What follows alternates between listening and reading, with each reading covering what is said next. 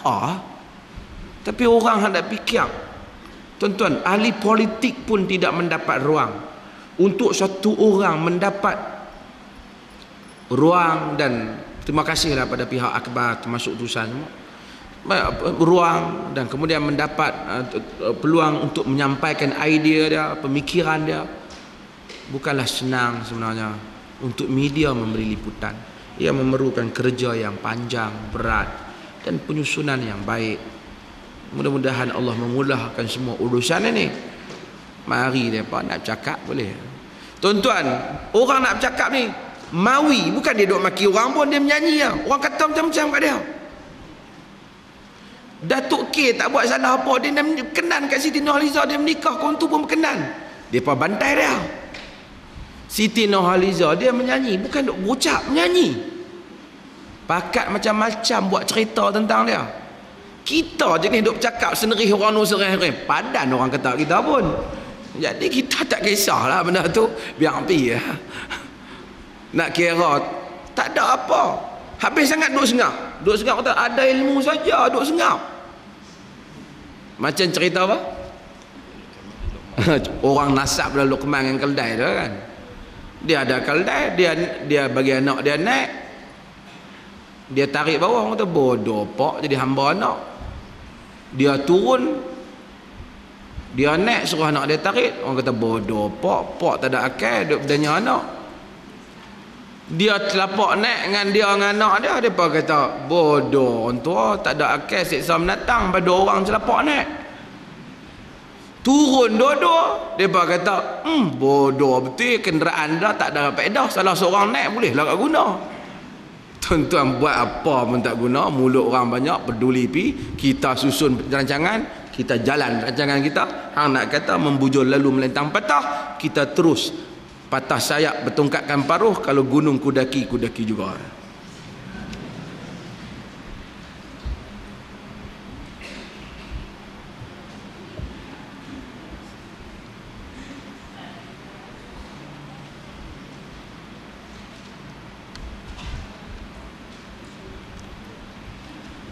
Hadis Irbad bin Sariyah ni saya tidak pasti sahih ke tidak. Nanti kena rujuk tentang masalah sah kan.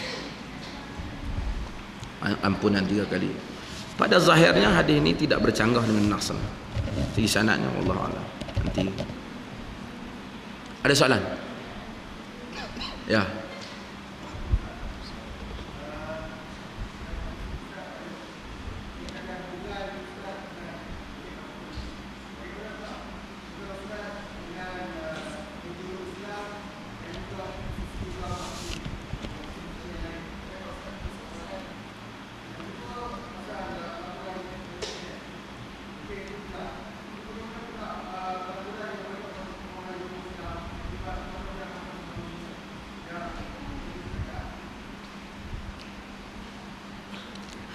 Tuan-tuan, semua pelaburan yang bukan pelaburan internet yang haramkan, bukan kerana dia internet, kerana menetapkan keuntungan itu secara tetap.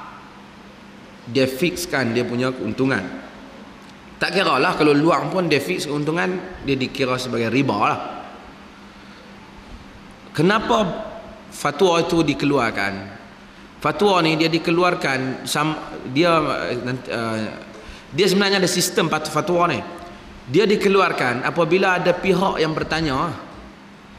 Jadi oleh kerana ramai orang pakai keluar masuk internet tu, sampai pejabat Mufti Perlis pun dikatakan salah satu pejabat tempat keluar, kerana ada pegawai dia yang terlibat dan pegawai itu dah tertukar. Maka menyebabkan fatwa tu dikeluarkan. Amanah saham nasional ke amanah apa pun ada terlibat dengan unsur, bukan amanah saham tu yang haram. Kalau pelaburan dia membabitkan secara haram dan keuntungan dia ialah keuntungan yang tetap, maka dia adalah haram lah.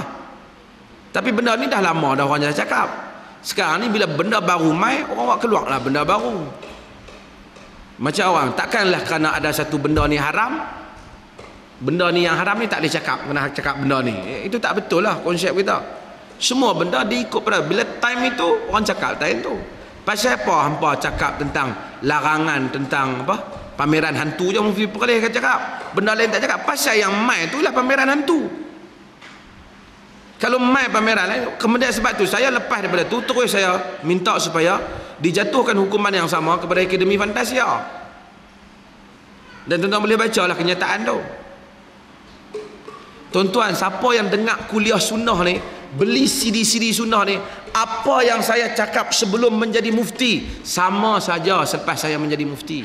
Isu-isu tu bukan masa saya jadi mufti. Sebelum saya jadi mufti saya dah sebut dah. Sama ada isu bin ke, isu salam ke, isu apa ke, semuanya sudah disebut.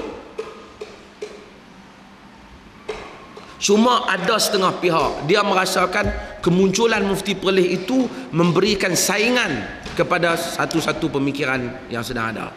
Itu yang dia musuh. Dan benda tu kita dah sebut dah sebelum tu. Hubungan saya dengan NGO yang lain, kita ada hubungan alhamdulillah baik dengan banyak NGO, dia berhubung dengan kita.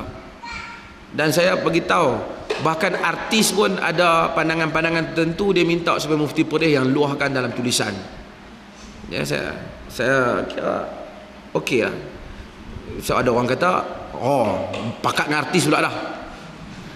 Kalau artis tak baca tulisan agama, kita kacau. Bila dia baca, dia juga orang Islam, ada hak dia lah. Artis berhubung, kalau dia berhubung dengan mufti, minta suruh mufti bagi pandangan supaya jangan kata benda macam ni. Ya, kita kata dia sampai untuk dia pun kita kata, untuk hak dia sebagai hak Muslim kita bagi juga, betul juga. Kita kata secara adil. Orang ni tu pelik bila sekira. Sebab tu tuan-tuan, bila orang bila tak ada anak, dia duduk dia jadi anak, dia tak jadi pak, dia banyaklah komplain kan. Tapi hari dia dah jadi pak dan anak dia banyaklah benda dia fikir mungkin hak benda dia komplain dulu dia dah tak relevan.